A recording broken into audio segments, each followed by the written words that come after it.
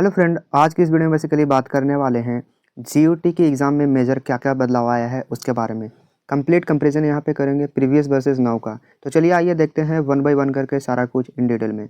तो first of all यहाँ पे देख रहे हैं मोड ऑफ एग्जामिनेशन, यानी कि 2024 तक जो आपका एग्ज़ाम हो रहा था, मैक्सिमम जो आपका पेपर था वो आपका पेन एंड पेपर मोड में, यानी कि आपको जो अगर एग्ज़ाम देने जाते थे तो वहाँ पे आपको जो है वो पेन एंड पेपर मोड में, यानी कि आपको ओएमआर सीट मिलता था। वहाँ पे आपको जो है वो करेक्ट आंसर को वहाँ पे सर्किल करना होता था, फिलअप करना होता था।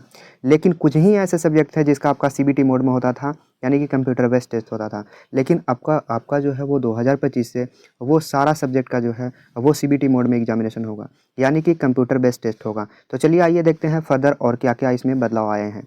तो यहाँ पे देखिए डोमेन सब्जेक्ट के रिगार्डिंग, यानी कि 2024 तक आपका जो डोमेन सब्जेक्ट देखने को मिलते थे वो 29 सब्जेक्ट थे, लेकिन 2025 से आपका जो है वो 23 सब्जेक्ट हो गया है। यानी कि जब आप फॉर्म फिलअप करेंगे तो डोमेन सब्जेक्ट में आपको 23 सब्जेक्ट ही देखने को मिलेंगे। तो डोमेन सब्जेक्ट में बेसिकली कौन कौन से यहाँ पे सब्जेक्ट आते हैं वो सारा कुछ आगे आने वाला वीडियो में आपको सारा कुछ इन डिटेल में बता देंगे कि कौन से सब्जेक्ट को वहाँ से हटा दिया गया है, यानी कि एलिमिनेट कर दिया गया है। सारा कुछ इन डिटेल में आपको आगे फर्दर वीडियो में आपको प्रोवाइड कर दूंगा।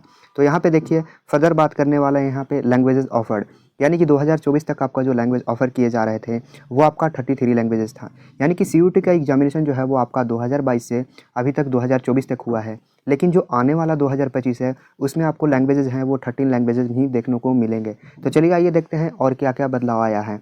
तो अब बात करने वाले हैं एग्ज़ाम ड्यूरेशन के बारे में। तो यहाँ पे 2024 तक जो आपका टाइमिंग था वो वैरी करता था, यानी कि सब्जेक्ट के अनुसार जो है वो टाइमिंग आपका चेंज होता था। यानी कि किसी भी सब्जेक्ट के लिए 45 मिनट तो किसी अलग सब्जेक्ट के लिए 60 मिनट यहाँ पे चेंज था, यानी कि यहाँ पे अलग अलग टाइमिंग दिया गया था सब्जेक्ट के अनुसार।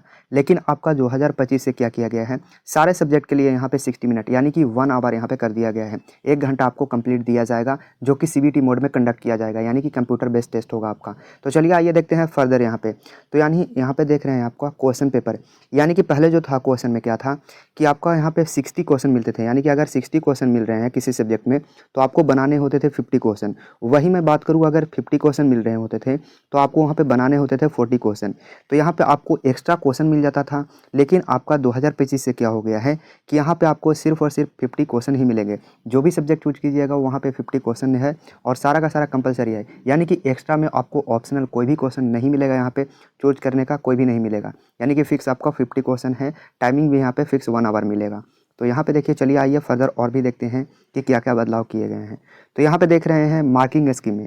तो मार्किंग स्कीम में बेसिकली क्या है यहाँ पे कि यहाँ पे जो है अगर एक करेक्ट आंसर करते हैं, यानी कि अगर एक सही करते हैं आप, तो वहाँ पे आपको 5 मार्क्स मिलता है। यानी कि एक सही करने पे अगर आंसर जो बनाया है आपने, जो आंसर मार्क किए हैं, अगर वो सही होता है तो आपको 5 मार्क्स मिलता है।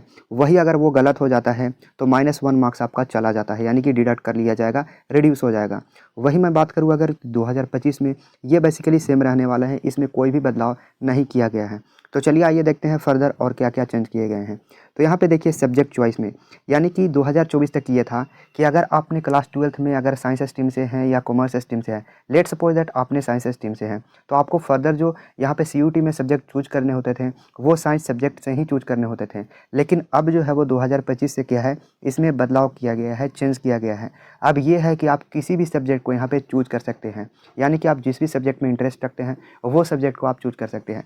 तो चलिए आइए देखते हैं कि आप कौन कौन से सब्जेक्ट, कितना सब्जेक्ट चूज कर सकते हैं। तो यहाँ पे देखिए कि मैक्सिमम सब्जेक्ट जो है वो आप 2024 तक 9 सब्जेक्ट चूज़ कर सकते थे, यानी कि अलग अलग आप 9 सब्जेक्ट में एग्जामिनेशन दे सकते थे मैक्सिमम।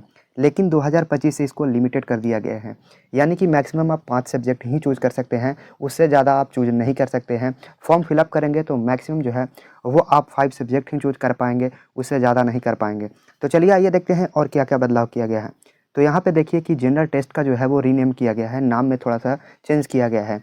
यानी कि 2024 तक जो आपका जनरल टेस्ट का नाम जो है वो जनरल टेस्ट ही था, लेकिन 2025 से जब आप फॉर्म फिलअप करेंगे तो वहाँ पे जनरल टेस्ट की जगह पे आपको देखने को मिलेगा जनरल एप्टीट्यूड टेस्ट देखने को मिलेगा। तो मैंने इस वीडियो में जो कुछ भी बताया वो सारा कुछ समझ में आया होगा। कमेंट में ये बताना ना भूले कि आप किस यूनिवर्सिटी को टारगेट कर रहे हैं और आपका फोकस कौन से एंट्रेंस एग्जामिनेशन पे है। तो थैंक्स फॉर वॉचिंग। जय हिंद।